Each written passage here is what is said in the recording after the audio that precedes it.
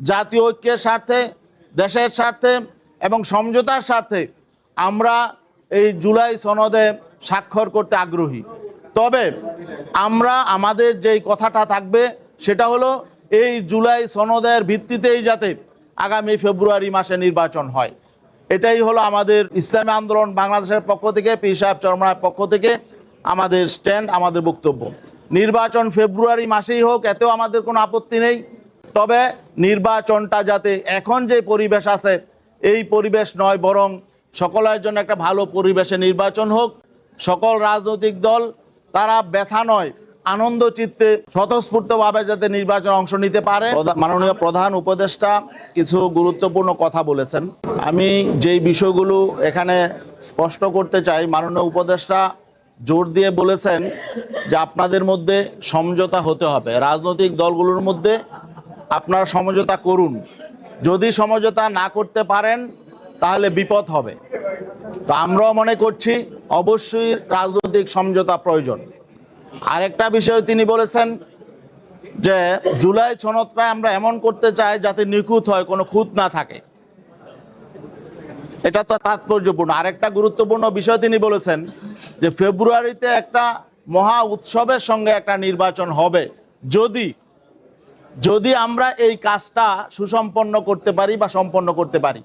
তো এই কাজটা বলতে তিনি বুঝিয়েছেন সংস্কারের কাজটা। সংস্কারের কাজটা যদি সুসম্পন্ন করা যায়, কমপ্লিট করা যায়, আর সংস্কারের ভিত্তিতে যদি নির্বাচন করা যায়, তাহলেই আমরা মনে করি ফেব্রুয়ারির নির্বাচনটা উৎসবমুখর হবে। তিনি আরও যে কথাটা বলেছেন, তিনি চান না এবং সরকার চায় না কেউ নিজের মনের ব্যথা নিয়ে, অসন্তুষ্টি নিয়ে নির্বাচনে অংশগ্রহণ করুক, বরং তারা চান সকলেই স্বতঃস্ফূর্তভাবে আনন্দ চিত্তে নির্বাচন অংশগ্রহণ করুক।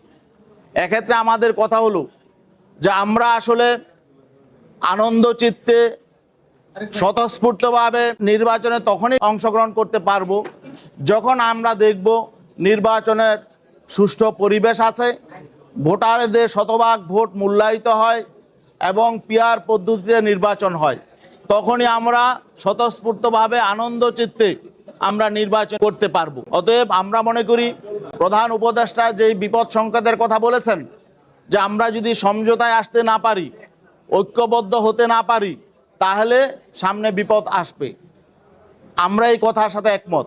আমরা চাই যে রক্তক্ষয়ী অভ্যুত্থান গেছে, 24 জুলাই অভ্যুত্থান হয়েছে, এরপরে আমরা নতুন বিপদ দেখতে চাই না, কোনো আপদ দেখতে চাই না।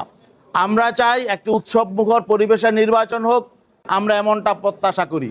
আরেকটা বিষয় হলো জুলাই সনদ নিয়ে আসলে দীর্ঘ আলোচনার পর, বিভিন্ন তর্ক বিতর্কের পর রাজনৈতিক দলগুলো মোটামুটি একটা জায়গায় পৌঁছেছে।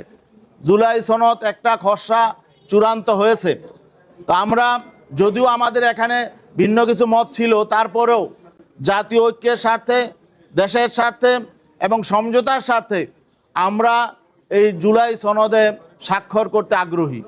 তবে আমরা আমাদের যেই কথাটা থাকবে সেটা হলো এই জুলাই সনদের ভিত্তিতেই যাতে আগামী ফেব্রুয়ারি মাসে নির্বাচন হয়। এটাই হলো আমাদের ইসলামী আন্দোলন বাংলাদেশের পক্ষ থেকে, পীর সাহেব চরমনায়ের পক্ষ থেকে আমাদের স্ট্যান্ড, আমাদের বক্তব্য। সংস্কার কমিশনের, ঐক্যমত্য কমিশনের মেয়াদ শেষ হবে। এনসিবির পক্ষ থেকে দাবি জানানো হয়েছে যাতে এই কমিশনের মেয়াদটা একটু বৃদ্ধি করা হয়, এবং জামাতে ইসলামের পক্ষ থেকে সেই দাবির প্রতি সমর্থন জানানো হয়েছে।